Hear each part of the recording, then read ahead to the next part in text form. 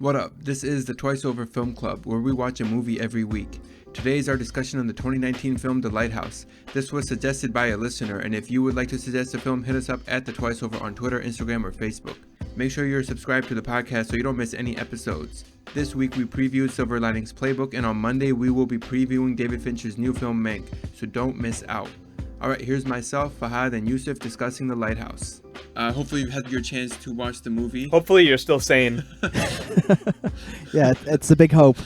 It reads sometimes, at some points, like brainwashing material. Like, it's just like so many flashing images. It's like, what's going on? So what aspect of this do you want to start with? Do you want to start with... Let's start with the aspect ratio. How about that? No, I'm just kidding.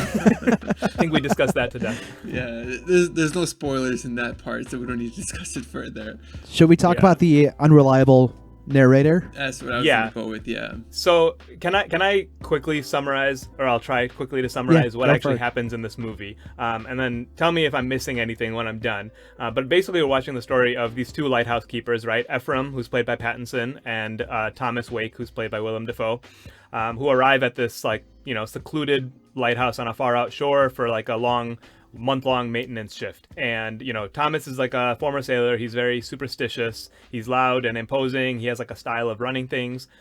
Ephraim, on the other hand, is like kind of a newcomer and just wants to kind of keep his head down, and also he's replacing Thomas Wake's old partner, who apparently went insane on the job. So Thomas basically sets Ephraim to do a bunch of grunt work, swabbing the floors and taking care of maintenance, but forbids him from doing the main duty, which is viewed as kind of the manly duty of tending to the lamp, the lighthouse at the top of the tower. There's this lamp that needs to be tended through the nights, and Thomas Wake says that's his duty and his duty alone, and won't even let Ephraim in there.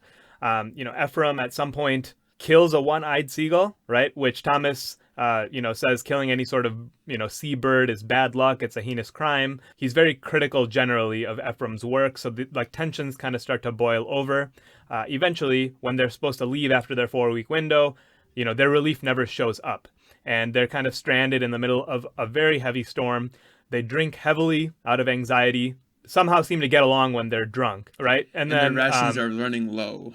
Their rations are running low, right? And then at some point in their drunkenness, Ephraim eventually admits that he isn't Ephraim at all. His name is actually also Thomas, and Thomas Howard, and he murdered a man on his previous job, stole his identity, and is kind of on the run now. At the same time, he also discovers that Thomas Wake killed his former partner. He discovers the decapitated head in one of their lobster traps. And so this kind of obviously leads to further tensions. Am I missing anything so far? I just say that we don't know for sure if Ephraim murdered his former boss. No. You mean if Thomas Wake murdered his old boss? Right. Not his boss. It would have been his former junior lightkeeper, right? Yeah. His partner. Junior lightkeeper. And also we should point out that Ephraim is continuously hallucinating throughout this. He finds this little I don't know what you want to call it, like a mermaid doll. Yeah, it's like some sort of small doll, wooden doll of a mermaid, and seems to be kind of under some sort of spell. He's continually hallucinating. He's having nightmares. He's having visions of drowning, visions of this mermaid, which he is extremely drawn to, and also visions of the man that he killed. Kind of summing things up. Things eventually boil over when Ephraim finds the logbook that Thomas Wake keeps and sees it full of poor reviews and recommendations to fire Ephraim. But to whoever he's reporting to, he's reporting that Ephraim's doing a horrible job. Ephraim, after something of a struggle, eventually kills Thomas and makes his way up to the top of the lighthouse, which he's been craving this entire time. And he gets a final glimpse into the light. He's a bit mesmerized, loses his balance, slips all the way down the spiral staircase, presumably to die from injuries. But the last image we get is kind of disconnected. We see Ephraim, his body broken open on top of some jagged rocks. Yeah. Seagulls eating at his, pecking at his eyes as they've, been kind of, circling the entire movie. They finally, are crawling all over him, eating his innards. He seems kind of to be coughing his last breaths in that moment, but it's unclear which part of that ending is reality and which part is imagined. So really trippy. Because of all of Ephraim's hallucinations is why Fahad is saying that head that he catches in that lobster cage, we can't be sure if that's a hallucination or if that's in fact actually something that he saw. We only see it for a momentary glimpse, and we know from other scenes that momentary glimpses aren't exactly happening. He brings it up with Thomas while in their drunken state, like, hey, I saw the guy's head that you killed before me. And so that's why we maybe are led to believe that was actually real. I don't know. And Thomas isn't fazed by this revelation that he knows. He almost like gaslights him into thinking that he's going crazy. Well, dude, there's a lot of gaslighting in this movie. Thomas says that a lot, right? Yeah. Especially towards the end with the lifeboat when Ephraim is ready to basically leave and just go on his own using a lifeboat. But Thomas comes in with an axe and basically slashes the lifeboat up. And then when they get in the house, Thomas basically tells Ephraim, like, you're the one who came in and broke the lifeboat, and now we can't leave. Just straight up tripping him out. And, like, again, as the audience, we have no idea, like, what just actually happened. Was that a hallucination that Ephraim was having, or was that reality?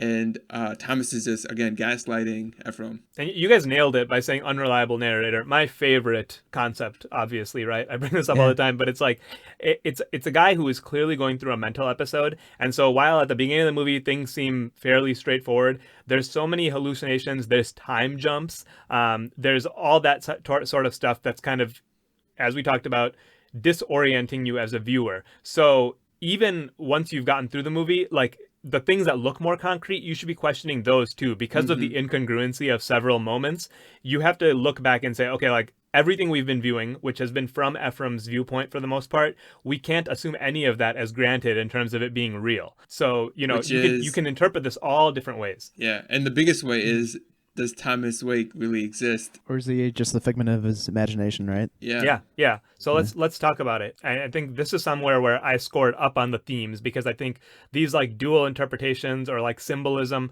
I really like that as kind of additional layers on the movie. So there is certainly, right, the psychological take on this movie that, like, and tell me if you agree or not, I would say Thomas Wake he's just another manifestation of Ephraim, whose real name is Tommy, by the way, right? So they're both kind of named Thomas, so that kind of gives you a concrete clue that might be what you're watching. But it's one of them being Ephraim, or Tommy, who is representing kind of the guilty conscience, like the part of you that's internally struggling to kind of to be civil, to do what should be done, and just be a hard worker and be part of a society, essentially, right? Do the things that is expected of you. And then there's the other side, which is Thomas Wake, who is like giving into every desire and whim and is very controlling. And I don't know, he is the presence that is mostly in control for the movie, right? And he is just he's what you would call the id, right? In terms of like the psychological terminology, right? Yeah. He's just like the internal desire, and that's like totally manifested, running rampant. And that's kind of why this guy maybe ends up at this lighthouse in the middle of nowhere, right? He's forced to be at the whim of your id, right? Mm-hmm. That's very well put. The unreliable narrator aspect, I didn't really buy into it. I just thought it was a good device to keep the audience engaged, especially when that came up. Did you guys pick up on the Promethean symbolism going on? I didn't, but I have heard enough about it now that I kind of I understand where it's going. But like, I'm not. Are you familiar with Greek mythology generally to that degree to kind of pick it up on the first go? I took a college course on it, so I was picking it up initially. Okay, nice. A lot of films have done it. Like, what's that Quentin Tarantino one where the briefcase? It's kind of similar, right? Pulp where Fiction? the light is in Pulp Fiction. Yeah, where the light's some unattainable object hidden in a briefcase and you're not supposed to look into it. Yeah, and walk us through it in terms of the Greek mythology versus what we're watching. Like, where are the similarities? Okay, so the light in the lighthouse, that's supposed to be something that's unattainable knowledge, right? And that's not for everyone to have. In Greek mythology, Prometheus, he delivers fire to humans, fire being often symbolic of knowledge, and then he's punished by the gods for it. His punishment was he's chained to a rock, and I believe eagles peck out his liver. And in this movie, at the very end, we see eagles pecking at his, I think, eyes and liver, his intestines. Yeah. Oh, we see seagull in this case, but the similarities are clear, right? That's Yeah. totally intentional that we're watching that. So in that case, you would say that Winslow is Prometheus in this case, right? And then I think juxtaposing him, you have Wake, who is supposed to be Proteus, I believe, who is kind of like one of the early in the mythology. He's like, an old man of the sea, right? He's not Poseidon, but he is just like kind of like this deity from the sea, and he is like a keeper of knowledge also, right? And also, Right. which is he's also supposed to be Proteus is supposed to be, I think, shapeshifter, right? He's supposed to be a figure that can shift into like a mermaid or like a monster, Really? and we see that where that confrontation's going on. Yeah, his character turns into someone with like tentacles, and he's like choking him out, right? Right.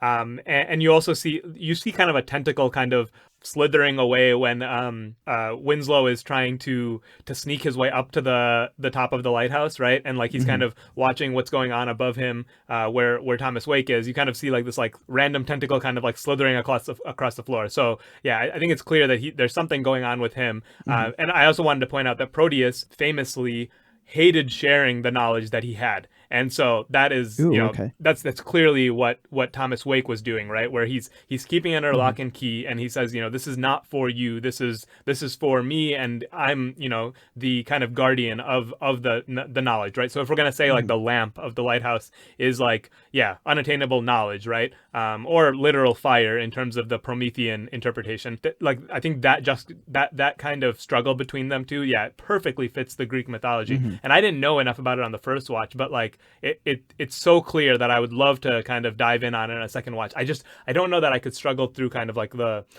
psychological horrors of this movie a second time, but like really you do need the second watch to kind of pick that apart. Yeah, I mean, you guys kind of answered a lot of questions I had about the symbolism. I didn't like the light. Well, what about the mermaid itself? Like, what does that really represent? I thought the mermaid, to me, in my mind, that could be Thomas's character, because he is a shapeshifter. So along with being like the devil with the long tail, he's also the mermaid. So like furthering like the psychological aspect, like playing mind games with Winslow. Yeah, and like Winslow's attracted to the mermaid, right? Yeah, and he kind of even mentions it because he says that doll, you placed it there to mess with with my head. Yeah, right. Exactly. Okay. So if Thomas is both the mermaid and the devil, and Winslow is attracted to the mermaid, we do see scenes where he's attracted to Thomas as well. Yeah, there's a lot of masturbation scenes, right? And let's address it. There was a lot of those that were tough to watch. There's also like just generally there is like a tension. I don't know if you'd call it a sexual tension. Like there's this tension between them, and it comes to a point where they're in the middle of one of their arguments, they're about to kiss, and then they kind of push one another away from each other. So like fight. like the homoerotic tones on this movie, like you can't deny them. They're there, and so I think that's perfect with what you're saying, Fahad, where he actually is both the thing that Ephraim is afraid of, and also the thing that he's attracted to. And in that scene where he hallucinates and like Thomas Wake on the floor kind of grows those tentacles, he also his upper body is like a mermaid, so like he's kind of a combination of both in that moment. So I think that's spot on. Interesting. Well, I was gonna say for those uncomfortable scenes, I mean, this was a very disgusting movie, man. Like I feel like I could smell the nastiness from those guys, like how dirty they were, all the farting. Did you like the description of Winslow where he's like, you smell like curdled sex with like poop and stuff? I don't know the exact line of dialogue, but it was just like it was descriptive. Yeah. And it was I feel like you could smell the nastiness out of this movie. It was like disgusting. Like at the end when the house is I guess it's the house, the kitchen is being like flooded, and Winslow throws up in it, and it's just very, very dirty. Sick of you laughing, snoring, and your goddamn farts. Your goddamn farts! You smell like piss. You smell like jism. Like rotten dick. Like curdled foreskin. Like hot onions fucked a farmyard shithouse. And I'm sick of your smell. I'm sick of it. I'm sick of it, you goddamn drunk, you goddamn no account, son of a bitch, bastard liar. That's what you are. You're a goddamn drunken, horse-shitting, short shit liar. A liar! That was absolutely, yeah, that was something else. That description.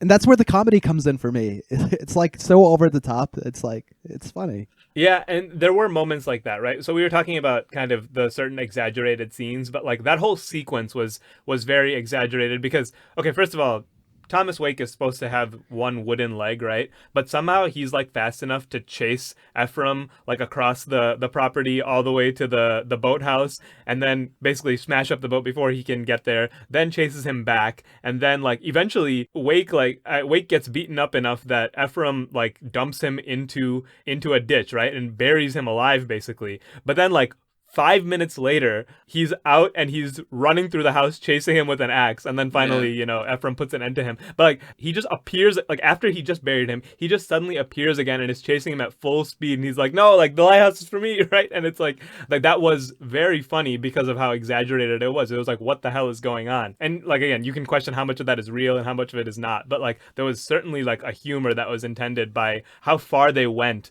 with kind of the campiness of those scenes, I think. I think at that point in the movie, it was appropriate because like the tension had broken by that point. I think I didn't appreciate it so much earlier in the movie where they were kind of still building that suspense and that anxiety. I thought that was kind of working against them. Yeah, and I would say that all of that is a big credit to William Dafoe's acting. He was incredible in those moments, really. I can't imagine another actor playing this character. Like, I just can't. This is a random thought, but did you guys see Frances McDormand in William Dafoe's character? Because I did. I don't know why. Oh, I did in one scene. The one where where Winslow is criticizing the lobster or like the food that Thomas Wake has been making.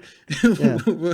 Thomas Wake gets up and he goes on a rant about like, no, you can't say that about my food. You liked it. And basically like a housewife and husband kind of thing going on there in that moment. Yeah, and it was like a bit of like a role reversal because most of the movie, like Ephraim is forced to play like the more effeminate one of the two, right? I mean, he's subordinate and he does all of the dirty work, the housework around, and I think that's intended, right? That like Wake is supposed to kind of be domineering, and so there's a certain like toxic masculinity being represented in that, you know, in that aspect of the movie, but it's certainly reversed in that scene. And he doesn't just yell at him for saying you didn't like my food. He literally places a curse on him in a long, like lengthy monologue because of the fact that he didn't say he liked the food. In fact, I don't even know if he said he did. It was like he was reacting poorly before Ephraim even said he didn't like the food. Just the fact that he didn't say that he liked it, he was like losing it. And then finally Ephraim's like, no, it stinks. But like, I thought that was so funny. Yeah.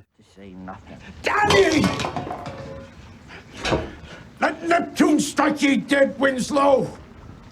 Hark! Hark! Triton! Hark! Bellow! Bid our father, the Sea King, rise from the depths full foul in his fury. Black waves teeming with salt foam to smother this young mouth with pungent slime. To choke ye, engorging your organs till ye turn blue and bloated with bilge and brine and can scream no more. Only when he, crowned in cockle shells, with slithering tentacled tail and steaming beard, take up his fell befinned arm. His coral-tined trident screeches banshee-like in the tempest and plunges right through your gullet, bursting ye, a bulging bladder no more, but a blasted bloody film now, a nothing for the harpies and the souls of dead sailors to pick and claw and feed upon, only to be lapped up and swallowed by the infinite waters of the dread emperor himself.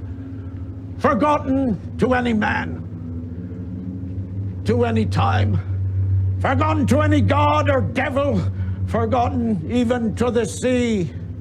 For any stuff or part of Winslow, even any scantling of your soul, is Winslow no more, but is now itself the sea. That was probably a scene where I kind of laughed. Otherwise, I don't know if those over the top moments were that funny to me, but that was one that was. Okay. So like we talked about kind of like several different interpretations of this movie. Were you guys like tending towards one of them or the other? No, I just like playing around with multiple ones. Did you gravitate towards one? I think I gravitated more towards the idea that they're the same person, particularly because it really works well with the cinematography where, somebody who is kind of going through a mental episode, which Ephraim clearly is, first of all, they have trouble distinguishing one thing from the next. They're not able to see clearly. Everything's kind of blurry and foggy, right? So that like kind of plays with the fogginess that's around the lighthouse, and also kind of the black and white that you get where you're just missing a lot of details. And then, as we talked about, you're supposed to feel like you're stuck in very close quarters. You're claustrophobic. So that is done by the fact that they're in a lighthouse, but also kind of because the you're aspect in one ratio. person's head. You're in one person's head, so he's stuck and he cannot escape Thomas Wake, right? Like, why doesn't he just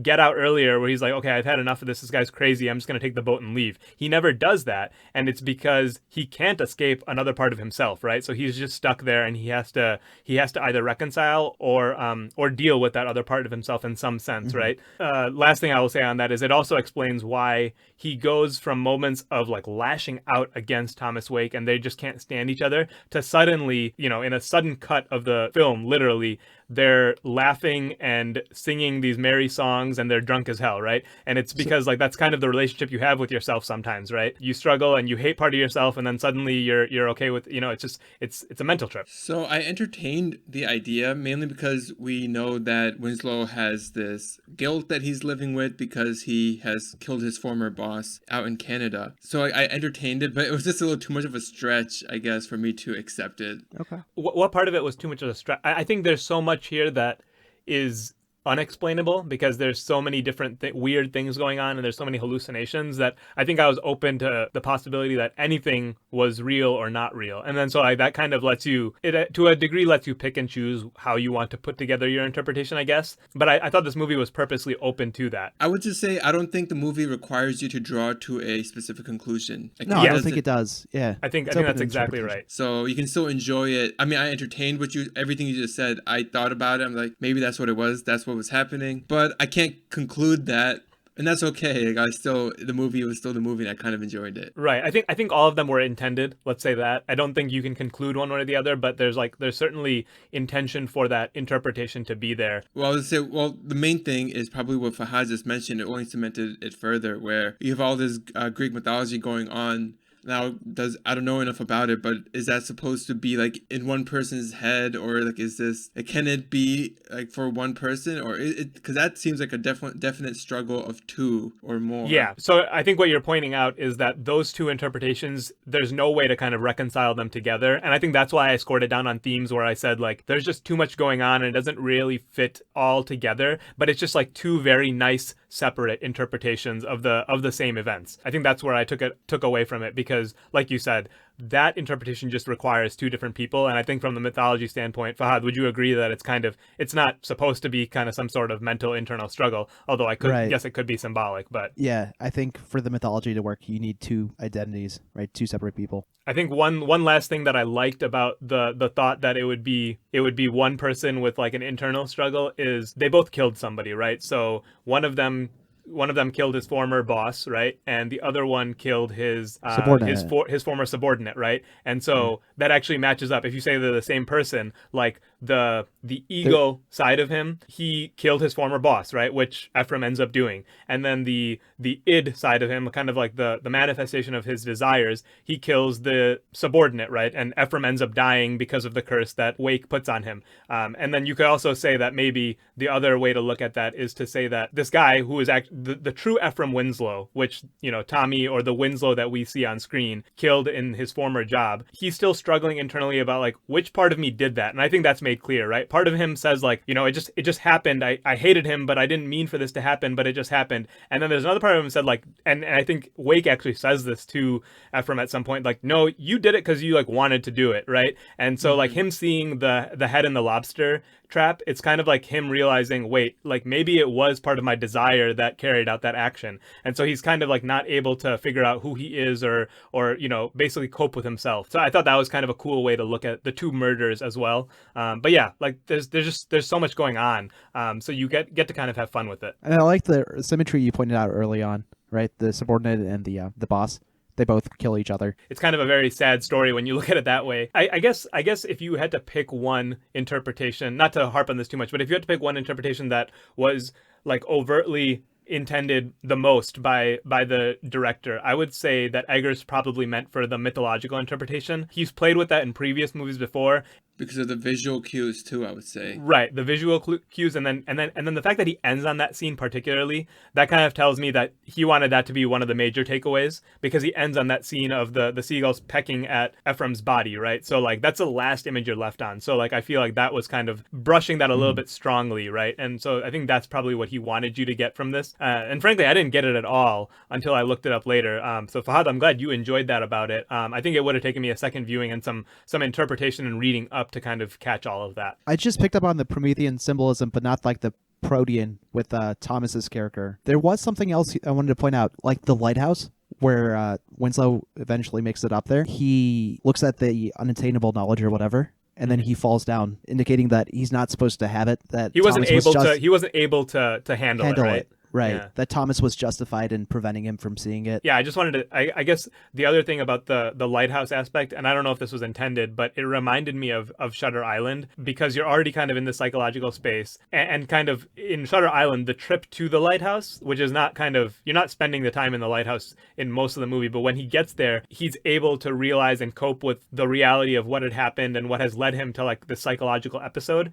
So kind of similarly here, it's the seeing the lamp in its full illumination that kind of ends things for Ephraim, right? It kind of brings to light he wasn't able to handle it, and it kind of it leaves him broken, but that's kind of like the manifestation of everything kind of coming together in that moment. So I think Athar had mentioned that too, right? That Shutter Island, there's kind of some similarities in the abstraction that we see, kind of a deserted place, and then there's kind of like whatever, there's a symbolism of the lighthouse at the end of it, right? So I think that was kind of just interesting, something that popped through my mind while I was watching it. And and the overall question of what was real and what wasn't, impossible to answer in this movie, right? Yeah, it's like you'd have to, like, I think I could go through this movie scene by scene and tell you, okay, real, fake, hallucination, and then you could watch it again with a different interpretation. We've already mentioned like 3, because on top of the 2 that we've been focusing on, kind of the psychological and the mythological, there's also the literal interpretation that you could take on this one, right? You could reconcile every scene in a different one of those interpretations.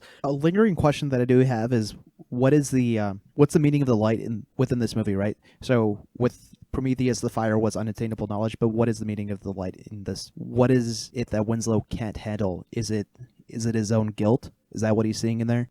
Yeah, maybe just the reality of his own guilt. Okay. Oddly, it also reminded me of, have you guys seen Split? Yeah. Okay, so Split is about, somebody who's going through, they're experiencing multiple personalities, right? And that's like an extreme case that they represent. But something that resonated was the language that they use when talking about the multiple personalities and how they manifest. The character in that movie, Kevin Wendell Crumb, right? He constantly mentions, his personalities mention that like one of the personalities will try to steal the light from the other, and each character that's living inside of him, whoever has the light, they're the ones that manifests outwardly. And so I kind of like saw that here too, where it's like Ephraim, the one who wants to be civil, he wants to just live a hardworking, normal life. He's trying to take control of himself, but he can't take it out of the grip of the madman inside of him, right? So that's kind of the one who's giving into his desires and, giving into every whim. He's not able to wrest control of himself away from that part of him. So it kind of reminded me of that as well. So maybe that's another way that you can look at the light in this movie, right? Yeah, that's a great interpretation of the light for sure. It's a really good interpretation of it. I think it makes total sense. Even if you go with like the mythology aspect of it, it's still whoever's got control or manning the light is the one who's in control, and more or less, Ephraim is the one who's trying to attain some control. Yeah, exactly. And it fits very well with kind of like the overall relationship that they have throughout this movie of like one being subordinate and one being in control, one being the manly one and one being kind of stuck doing all the grunt work, right? It could be either interpretation and it still would mean the same thing. Yeah. So yeah, I mean, I think this movie, it's so cool to kind of break that down. And I don't know if I'll watch this movie again. Like I said, it's like a lot to stomach, but it's certainly there is value there on a second or third watch to kind of break break down these different interpretations, and it's so disorienting. You're trying to keep track of all of this on the first go. So I think the additional views really would help with that.